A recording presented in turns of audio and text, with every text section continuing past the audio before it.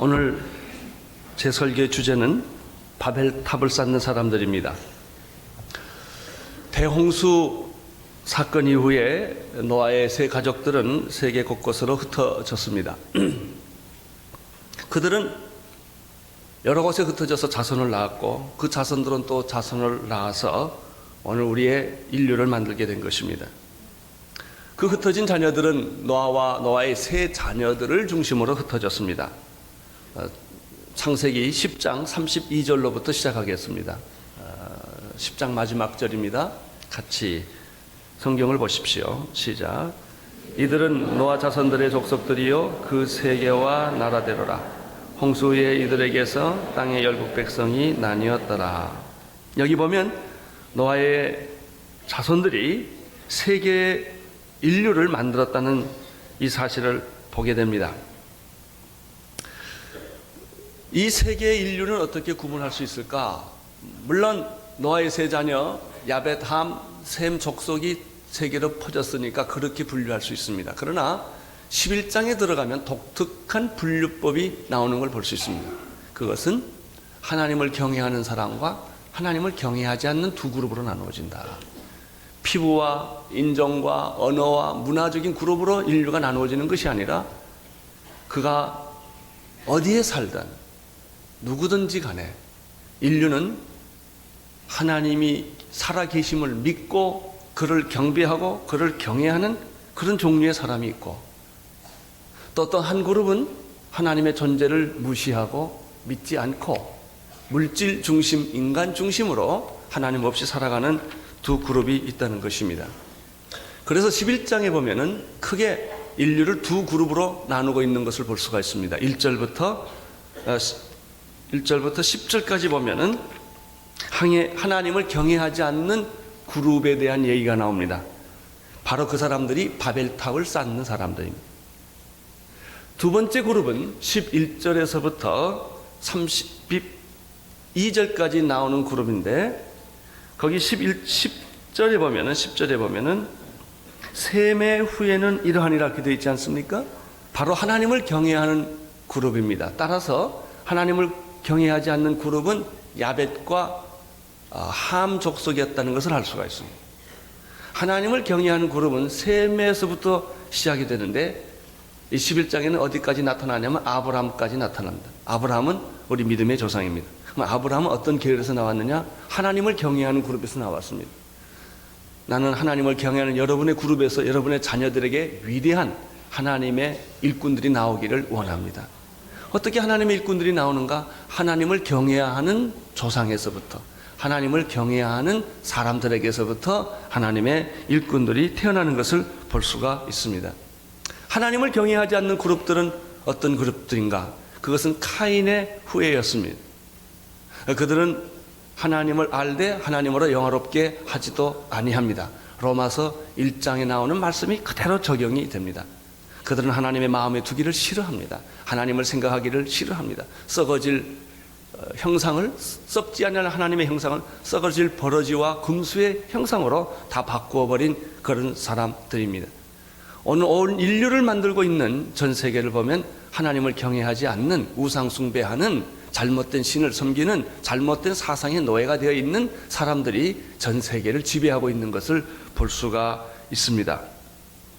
하나님을 경외하지 않는 그룹들 가운데 영웅이 있었습니다.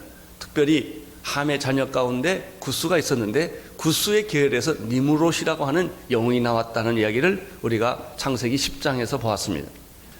영웅들, 이 세상은 영웅을 중심으로 만들어집니다. 고대 역사는, 고대 전쟁은 전부 마이티 워리어, 아주 그 위대한 전사들, 이런 사람들이 세계를 지배했습니다. 알렉산더 대왕 같은 사람들이 역사를 지배했습니다. 그리고 사람들은 독재자들을 중심으로 히틀러라든지 스탈린이라든지 이런 사람을 통해서 역사는 항상 지배해 왔습니다. 그런 현상은 오늘날도 똑같이 되어 있는 현상입니다. 이 니므롯이라고 하는 구스의 아들 영웅은 어디에서 살았는가? 그 10장에 보면 10절에 보면 한 힌트가 나옵니다. 10장 10절 시작. 그의 9절부터 읽겠습니다. 10장 9절.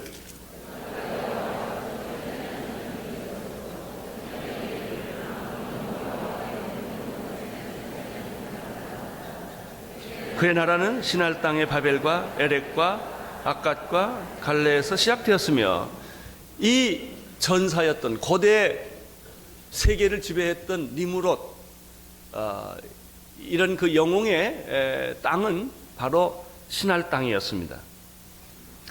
이 시날 땅 바벨과 엘렉과 아갓과 또 갈레에서 시작되었다고 말하는데, 바로 이 땅은 지금도 역사의 한 기원이었던 티그리스와 유프라테스 강 주변을 의미하고, 바로 그것이 바벨론 문화가 꽃피었던 바로 그 장소입니다. 자, 1절부터 11장 1절부터 다시 보시겠습니다. 시작. 온 땅에 구음이 하나요 언어가 하나였더라. 노아 홍수 이전에는 언어가 하나였습니다. 발음이 하나였고 단어가 하나였고 문법이 하나였습니다. 아마 그들은 셈족이 쓰는 언어인 히브리어를 썼으리라고 생각을 합니다. 왜냐하면 구약에 보면 홍수 이전에 지명이나 인명이 나오는 단어는 모두 다 히브리어로 되어 있기 때문에 인류의 최초의 언어는 히브리어, 세모가 아니었나 추측을 합니다. 인간이 가지고 있는 독특한 것 중에 하나가 언어입니다. 이 언어는 하나의 사상을 만듭니다. 생각을 만듭니다. 사상이 없는 언어는 없습니다. 그래서 이 언어는 인간만이 가질 수 있는 독특한 속성입니다. 진화론자들이 아직도 해결하지 못하는 것은 동물의 짖는 소리와 인간의 언어의 차이를 전혀 설명하지 못한다고 하는 것입니다. 2절을 보십시오. 2절 시작.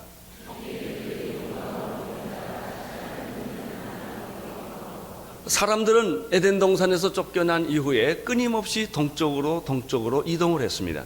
이 동쪽으로 이동했다는 뜻은 무엇일까요? 하나님을 멀리 떠났다는 것입니다. 죄를 지은 인간은 하나님께 가까이 돌아가기를 거부합니다. 자꾸 하나님을 멀리 떠납니다. 여러분, 많은 무신론자들이 하나님이 없다고 말하는 사람들이 하나님을 믿지 않는 까닭은 하나님이 없기 때문이 아닙니다. 자기가 죄인이기 때문에 그렇습니다. 잘못한 자녀는 부모의 얼굴을 똑바로 보지 못하고 부모 옆에 가기를 거부합니다. 부모는 모르지만 이 아이가 혼자 부모 모르는 잘못을 저질렀을 때 부모를 피하는 법입니다. 그러나 부모에게서 어떤 잘못을 하지 않는 자녀는 부모가 그렇게 좋습니다. 아버지 곁에 가는 것이 그렇게 좋고 엄마 만나는 것이 그렇게 좋은 거예요. 왜 갑자기 여러분의 자녀가 여러분 부모를 떠나려고 그럴까요? 왜 멀리 하려고 그럴까요? 뭔가 가까이 하기에는 어려운 그런 비밀들과 그런 죄들이, 잘못이 있기 때문에 그럴 것입니다. 인간도 마찬가지입니다. 죄가 없는 인간은 하나님을 피할 필요가 없습니다. 하나님을 거부할 필요가 없습니다. 사랑하는 사람은 만날수록 좋습니다. 더 만나보고 싶습니다. 만나도 안 만난 것 같아요. 또 만나야 돼. 이게 사랑하기 때문에 가까이 가고 싶고 호흡을 같이 나누고 싶은 것이 사랑입니다. 그러나 하나님에게 죄를 지으는 인간은 어떨까요? 하나님이 무섭고 두렵고 그가 나를 벌할 것 같고 심판할 것 같고 내 비밀을 다 알 것 같습니다. 그래서 가능하면 하나님은 멀리 갑니다. 베드로가 예수님을 멀찍이 쫓았던 것처럼 믿긴 믿어도 멀찍이 믿습니다. 그저 가끔 옵니다. 그저 안 오면 벌 받을 것 같으니까 가끔 오고 예배 앉아서도 빨리 갑니다. 무서우니까, 불편하니까. 여러분, 하나님으로부터 죄를 지은 인간은 하나님을 자꾸 멀리했습니다. 나는 여러분들이 교회를 가까이 할 수 있게 되기를 바랍니다. 오고 또 오고 또 와도 또 좋고 순모임에도 자주 가시는, 그게 좋아서 가는 거예요. 예수 믿는 친구들이 좋은 거예요. 어떤 분들은 예수 믿는 친구들이 부담스러워요. 세상 친구가 좋아요. 그러나 하나님의 사람들은 하나님이 좋은 것입니다. 이 가인의 후예들은 에덴 동산에서부터 쫓겨난 사람들은 자꾸 동쪽으로 그들은 하나님으로부터 멀리 떨어지려고 했었습니다. 그러다가 그러다가 2절에 보니까 그러다가 동방으로 계속 하나님을 멀리 피하다가 만난 곳이 시날 땅입니다. 그들이 시날 땅을 가보니까 처음으로 사람이 살만한 도시를 발견한 것입니다. 이상 사회를 꿈꿀 수 있는 곳을 발견한 것입니다. 그래서 그들은 시날 땅에 머무르기로 하고 여기에서 자기들의 이상 사회, 여기 자기의 꿈을 실현해 보려는 야망을 갖게 됩니다. 시날 평지를 만나 거기 거하고 라는 뜻입니다. 자꾸 사람은 동방으로 옮기다가 하나님을 멀리 떠나다가 하나님 없이 혼자 숨어 살 수 있는 곳을 발견했다는 것입니다. 여러분, 사람이 하나님을 피해서 살 수 있을까요? 피한다 할지라도 꿈에도 나타날 거예요. 절대 못 피합니다. 하늘 끝에 가도 거기 계시고 바다 끝에 가도 거기 계시고, 내가 피했던 장소가 바로 하나님이 계신 장소이기 때문에 그렇습니다. 그들은 이렇게 결정을 했습니다. 더 이상 방황하지 말고 이제 여기에서 안주하면서 우리의 이상 사회를 만들자. 하나님 없이도 인간은 얼마든지 살 수 있다. 바로 그것이 시날 땅, 바로 바벨론 문화가 만들어졌던 것입니다. 3절을 보십시오. 시작. 서로 말하되 자, 벽돌을 만들어 견고히 굽자 하고 이에 벽돌로 돌을 대신하며 역청으로 진흙을 대신하고. 이 바벨론 문화에서 가장 중요한 것 중에 하나는 벽돌을 만들어냈다는 것입니다. 인간이 이 벽돌을, 소위 토기 문화에 있어서 벽돌을 만들어낸 사건은 천지개벽할 사건만큼 중요한 것입니다. 요즘 우리 시대의 가장 위대한 발견 중에 하나는 컴퓨터인데, 컴퓨터를 싫든 좋든 우리는 다 받아들여야 되고, 이 컴퓨터, 이 포비아, 이 두려움이 있는 사람도 빨리 극복하지 않으면 살 수 없는 시대에 우리가 왔습니다. 컴퓨터는 우리가 생각하는 것보다 더 광범위하게 우리의 삶과 사고 구조를 바꿔주고 있습니다. 이런 컴퓨터의 발견처럼 그 당시에 세계관에 있어서 놀라운 발견은 벽돌이라는 것입니다. 왜냐하면 벽돌이 있기 전에는 사람들이 거주를 하려면 동굴 속에 살거나 나무 속에 살거나 아니면 돌을 옮겨다가 놔서 집을 만들어야 했습니다. 돌이 얼마나 무겁습니까? 돌을 또 운반한다는 사실이 얼마나 고통스럽습니까? 그러니까 모든 사람들이 자기가 살기 위해서 돌로 집을 짓는다는 것은 아주 고통스럽고 참 굉장한 많은 대가를 치르는 일이었습니다. 그러나 시날 땅에서 그들은 점토, 흙들을, 진흙을 많이 발견하게 되었고, 어떻게 하다가 그 진흙을 잘 형태를 만들어서 불에 구우니까 그것이 돌만큼 아주 단단한, 쓸모있는 그 물건이라는 것을 알게 되었습니다.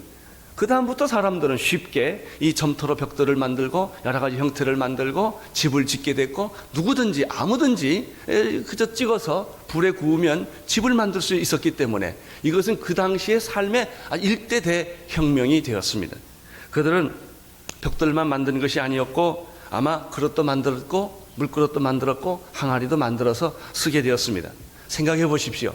아무것도 없던 그 시대에 이 벽돌, 흙으로 뭘 만든다는 사건은 그들에게 얼마나 문화적인 발전과 기술이었겠습니까? 아마 그들은 자기들의 영리함, 자기들의 기술, 인간의 위대함을 이 벽돌 때문에 예찬했을지 모르겠습니다. 그래서 이 3절에 보면 서로 말하되 자, 벽돌을 만들어 견고히 굽자 하고, 벽돌로 뭘 대신했습니까? 돌을 대신했어요.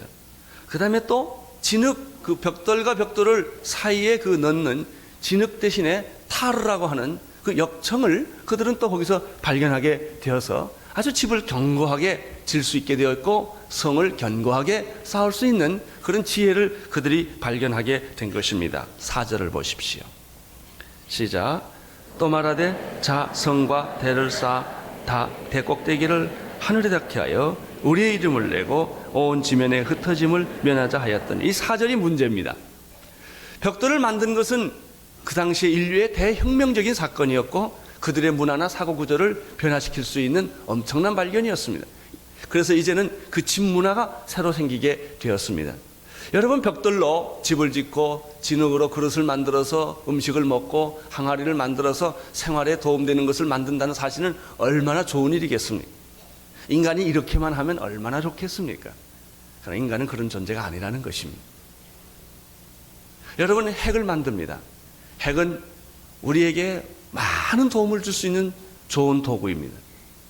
전력을 공급하고 동력을 공급하고 이 핵으로 인하여 여러 가지 기막힌 많은 인류의 복지와 평안을 위해서 쓸 수 있는 것이 많습니다. 얼마나 좋습니까? 그러나 인간이 그렇게만 쓰면 얼마나 좋겠습니까? 인간은 그것을 가지고 핵무기를 만들어서 전쟁을 한다는 것입니다. 전 세계는 핵의 무기의 위협 아래 있는 것입니다. 북한의 문제가 무엇입니까? 핵무기입니다. 미국이 벌벌 떠는 것도 무엇입니까? 무식한 사람이 핵을 가지고 있다는 것입니다. 무지한 사람, 언제 어떻게 쓸지 모른다는 것입니다. 대륙간 탄도탄을 쏘아버린 것입니다. 이것이 바로 인간이 가지고 있는 기술 문명의 한계입니다. 갈등입니다. 바로 그것을 우리는 벽돌 문화를 단순히 벽돌이라고 그랬지만 오늘 현대적인 상황에서 이걸 적용시켜보면 과학기술 문명이라고 말할 수가 있습니다. 인간이 개발하고 인간이 만들었고 인간의 위대함을 노래했던 그런 것들입니다. 그래서 요즘은 우리는 복제인간을 이야기를 합니다. 생명에 도전을 합니다. 인간이 과학기술 발달이 얼마나 많이 갔는지 우리가 다 대중화가 되지 않아서 그렇지 이미 발견된 것만 가지고도 얼마나 많이 그 모든 기술 문명은 인간의 복지와 인간의 행복과 인간의 이상을 추구하기 위하여 만들었던 것이지만 그러나 결과는 그렇지 않습니다. 핵이 인간의 위협이 됐던 것처럼 모든 과학기술 문명은 컴퓨터까지도 그것은 인간을 노예로 만드는, 인간을 종으로 만드는, 인간을 비인간화하는, 인간을 절망케 하는, 인간의 행복을 다 뺏어버리는 그런 거예요. 자동차가 필요해서 좋긴 하지만 자동차가 있어서 편리하지만 자동차 때문에 생기는 공해와 갈등과 스트레스는 얼마나 많습니까? 자동차를 못 사서 갈등, 산 사람은 기름값 때문에 갈등, 또 기다려야 되는 이 교통 체증에 대한 갈등, 안 탈 수가 없어요. 전화 공해가 얼마나 큽니까? 나는 해외 가는 걸 굉장히 좋아하는 이유 중에 하나는 전화가 내게 안 온다는 거예요. 전화로부터의 자유처럼 이 행복한 게 없어요. 온통 이 사람들은 삐삐라는 게 감옥수 아닙니까? 삐삐 없을 때는 말이죠. 이 전화를 가서 받아야 되는데 삐삐 있으니까 어디든지 다 감시를 당하는 거예요. 문명의 이기라는 것은 이기가 아니에요. 악기예요. 오히려 인간을 인간되지 못하게 하고 인간을 빨리 죽이고 스트레스 받게 하는 그런 도구가 될 수 있다는 것이죠. 자, 우리 오늘 그러한 인간의 본성, 인간의 본질에 대해서 4절에 이렇게 말합니다. 벽돌을 만든 것은 좋았지만은 그 벽돌로 인간이 무엇을 만들었는가? 바벨탑을 만들었다는 것입니다. 성을 쌓은 거예요. 여러분, 이게 인간이에요. 인간은 그렇게 고상하고 위대한 존재가 아니라고요. 그렇게 우리가 이상으로 만드는 것처럼 되지가 않는다고요. 공산주의 이론이 왜 안 돼요? 이론 그게 안 되거든요. 그 이론으로 따지면은 이 사회가 잘 살 것 같지만은 그 이론을 실행하는 인간은 죄인이라는 사실을 그들이 간과했던 거예요. 민주화 다 좋지요. 다 좋아요.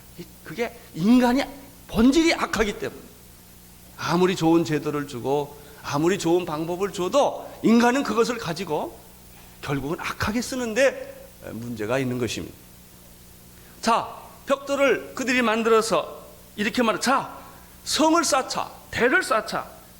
세 가지 이유 때문에 인간의 복지와 참 인간이 행복하고 평안하게 살기 위해서가 아니라, 첫째, 이 성을 쌓았는데 어디까지 가기 위하여? 줄쳐둬야 돼. 1번 하늘에까지 가기 위하여. 이것은 하나님을 만나기 위해서 그렇게 갔으면 얼마나 좋겠습니까? 많은 하나님께 반항하기 위하여, 하나님과 대결하기 위하여. 죄인은 하나님이 지긋지긋합니다. 좀 없었으면 좋겠어요. 하나님을 좀 이겨봤으면 좋겠어요. 하나님의 코를 좀 납작하게 만들어 주고 싶은 거예요. 그게 인본주의예요. 인간이에요. 하나님처럼 되고 싶다 이거예요. 여러분, 뱀이 아담과 이브에게 첫 번째 공격한 게 뭐예요? 내가 이거 선악과를 먹으면 하나님의 말씀을 거역하면 너도 하나님이 될 수 있다는 거예요. 거역이라고 하는 것은, 불순종이라고 하는 것은 내가 하나님이 되는 수단이라는 거예요. 그래서 마귀는 인간에게 계속해서 주는 하나의 작업은 반항이에요. 거역이에요. 박치기 하는 거예요. 대들라는 거예요. 싸우라는 거예요. 여러분 자녀들 키우면서 제일 고통스러운 게 뭐예요? 자녀들이 대드는 거 아닙니까? 그렇게 사랑으로 해도 그걸 사랑으로 모르고 부모님은 나를 힘들게 한다 이게. 그리고 자꾸 대들고 불순종을 갖는데 이거 이길 장사가 어디 있습니까? 그거 못 이깁니다. 자식들 대드는데 이길 부모 하나도 없습니다. 여러분 이 불순종, 이 대드는 것 바로 이게 죄의 열매입니다. 내가 하나님께 대들어라. 그러면 너는 하나님처럼 될 것이다. 하나님이 시키는 명령 거절해라. 내가 하나님처럼 될 것이다. 바로 이것이 바벨탑 사건에서 보여주는 하나의 영적 진리입니다. 하나님처럼 되자.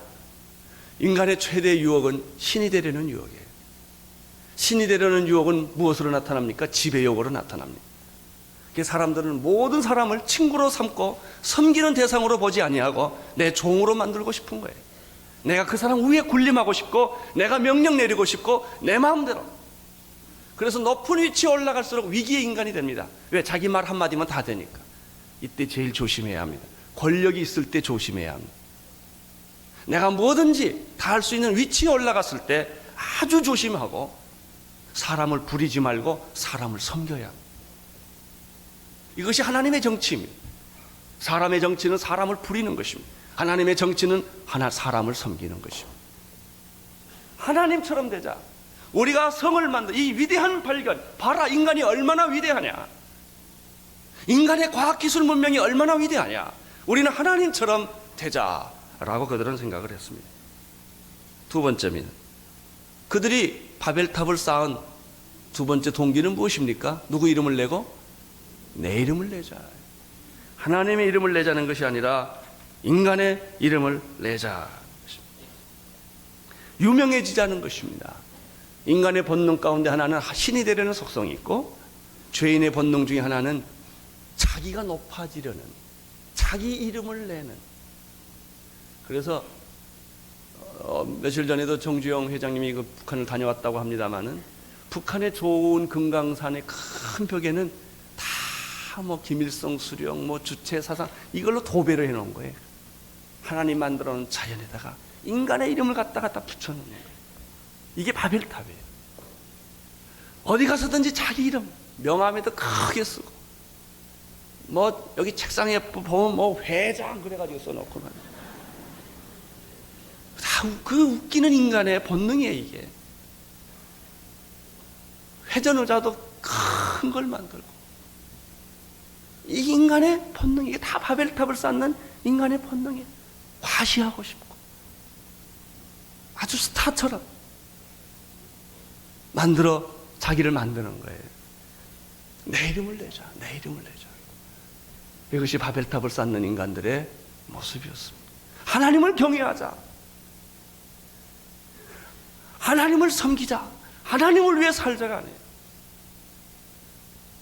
사람들은 말은 다 번지를 하게 하는데 가만 보면 욕망의 갈등이에요. 다 자기 실속 채우자 이거예요. 좋은 말, 정의, 민주화, 별소리를 다 해도 가만 보면 자기가 권력 갖겠다는 소리예요. 남 권력 갖는 거 싫다 이거예요. 내가 가져야 된다. 결론 그거예요.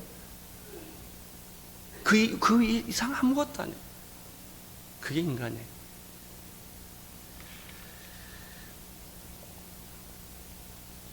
세 번째 보면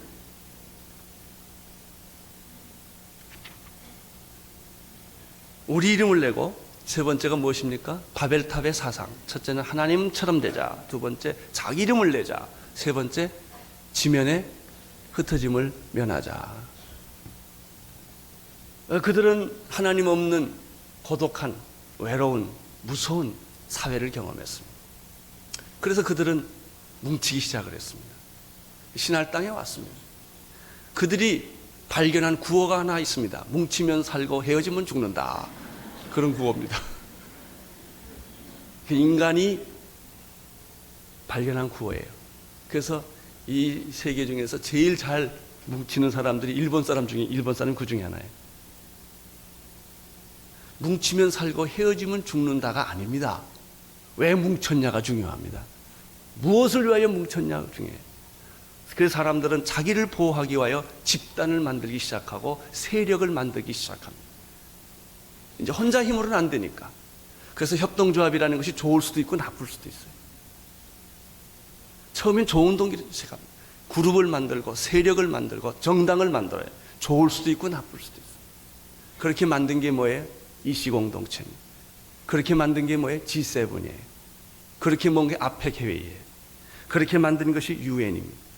그런데 가만 들어가서 보면 거기에는 하나님이 없습니다. 거기는 뭐가 있어요? 자기 이익을 보호하는 것만 있어요. G7의 전 세계 보호가 아니에요. G7의 보호예요. 세계를 도와주는 것은 자기들이 살기 위해서 그런 거예요. 그것뿐이에요. 남을 도와준다는 정말 그런 것이 아닙니다. 거기는 하나님이 없어요. 인간이 모인 집단들. 거기는 하나님 있는 게 아니에요. 인류의 평화? 물론 평화죠. 자기 나라 보호예요. 국익이에요. 민족주의가 좋지만 결국은 자기 집단이에요. 민족주의는 다른 민족주의를 만들게 될 것입니다. 이것이 바로 우리의 흩어짐을 면하고 우리끼리 잘 살아보자고 하는 그런 인간의 가장 본질적인 죄인의 본능인 것입니다. 5절을 보십시오. 시작. 여호와께서 인생들의 성을 쌓는 것과 대를 보시려고 뭐 하셨어요? 하나님이 시편에 보면 하나님이 웃으시리로다 그런 말이 있어요. 바벨탑을 쌓는 인간들을 보고 하나님이 웃으시리로다. 정당을 만들고 소리를 지르고 무슨 단체를 만들고 하는 것을 보시고 하나님은 속 중심을 꿰뚫어 보시기 때문에 웃으시리로다. 다른 것들은 대개 다 봐주는데 이 바벨탑 사건은 심각합니다. 이걸 계속 쌓게 되면 멸망하기 때문에, 구원의 길을 막아버리기 때문에 하나님이 인간을 구원하기 위하여 바벨탑 쌓는 것을 막아야만 했습니다. 노아의 대홍수 이전에는 홍수로 멸했어요. 근데 하나님은 이제 내가 다시는 홍수로 멸하지 하리라고 하셨기 때문에 다시 이런 심판을 하실 수는 없어요. 그러나 이것은 인간의 죄는 막아야만 했어요. 바벨탑은 막아야만 했어요. 그래서 하나님이 강림하셨습니다. 오셨습니다. 하나님이 오셨다는 것은 기쁜 소식이 아닙니다. 여기에서 죽음의 소식입니다. 심판의 소식입니다. 소돔과 고모라가 죄가 관영했을 때 창세기 18장 20절 21절에 보면은 하나님이 그들을 찾아왔어요. 왜 왔을까요? 유황불을 내리기 위하여. 6절을 보십시오. 6절 시작. 여호와께서 가라사대 이 무리가 한 족속이요 언어도 하나이므로 이같이 시작하였으니 이후로는 그 경영하는 일을 금지할 수 없어요. 여러분, 하나님이 인간에게 주신 가장 큰 축복은 한 언어 한 발음입니다. 홍수가 났어도 심판이 있어도 이것은 그냥 유지되었습니다. 에덴 동산에 있었던 이 언어의 축복, 언어의 축복이란 뭐냐에 의사소통의 축복이에요. 커뮤니케이션이 안 되면 어떻게 돼요? 서로 만나 말뚱말뚱 쳐다보는 거죠. 저 위에서 말해 벽돌 달라 그러는데 모래를 줘요. 모래 아니고 벽돌 그러면 또 다른 걸 또 줘요. 몇 번 그러다가 화가 나니까 아니 멱살을 잡고 내가 벽돌 달라고 그랬지 이걸 달라고 그랬냐, 이게 싸우기 시작하는. 이게 인간이에요. 부부가 왜 싸워요? 같은 말 써도 커뮤니케이션이 안 되니. 왜 나라끼리 싸워요? 근데 참 싸우는 사람은 다 사랑한대, 나라를. 그거 참 알 수가 없어요. 사람들은 평화를 위해 전쟁을 하잖아요. 평화를 얻기 위해서 우리는 싸워야 돼요. 동기는 다 좋은데 서로 의사소통이 안 되니까 서로 죽이고 죽고 싸우는 거예요, 인간이. 그래서 이 의사소통이라는 것이 이렇게 중요해요. 그래서 부부는요, 대화 기술을 꼭 배워야 합니다. 입을 열면 말하는 게 말이 다 아닙니다. 말은 훈련돼야 돼요.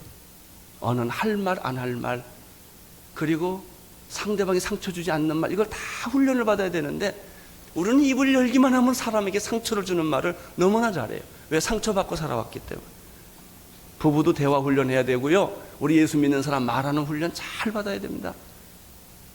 그런데 바로 의사소통이 했던 유일한 방법은 언어 때문이었어요. 하나님 주신 마지막 축복이었는데 인간의 죄로 말미암아 이 마지막 축복까지 잃어버리게 되었습니다. 왜? 그 축복을 좋은 데 쓰지 아니하고 하나님께 대항하고 자기 이름을 내고 하나님 없이 인간의 이상사회를 만들려고 했기 때문에 하나님은 드디어 그들을 물로 다시 심판할 수는 없고 다른 방법으로 인간의 죄악을 막았는데 그것이 언어의 분열입니다. 말을 혼잡케 한 거예요. 서로 말을 못 알아듣게 만들어버린 것이죠.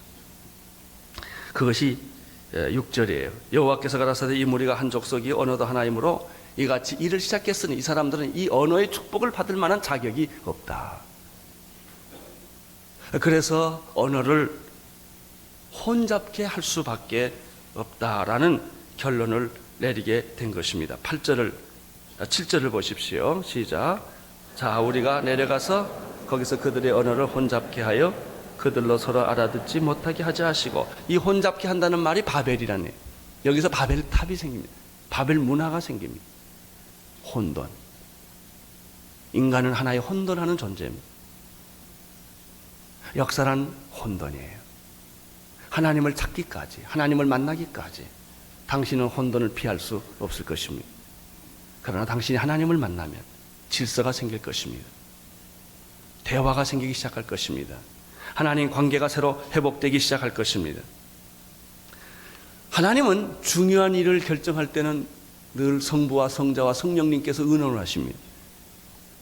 사람을 만들 때 우리의 형상을 따라 우리의 모양대로 사람을 만들자고 했고, 오늘 7절에 보면 자, 우리가 내려가서 거기서 그들의 언어를 혼잡케 하여 서로 알아듣지 못하도록, 따라서 영어 배울 때마다, 일본어 배울 때마다 죄인이구나, 이거를 꼭 깨닫게 되기를 바랍니다.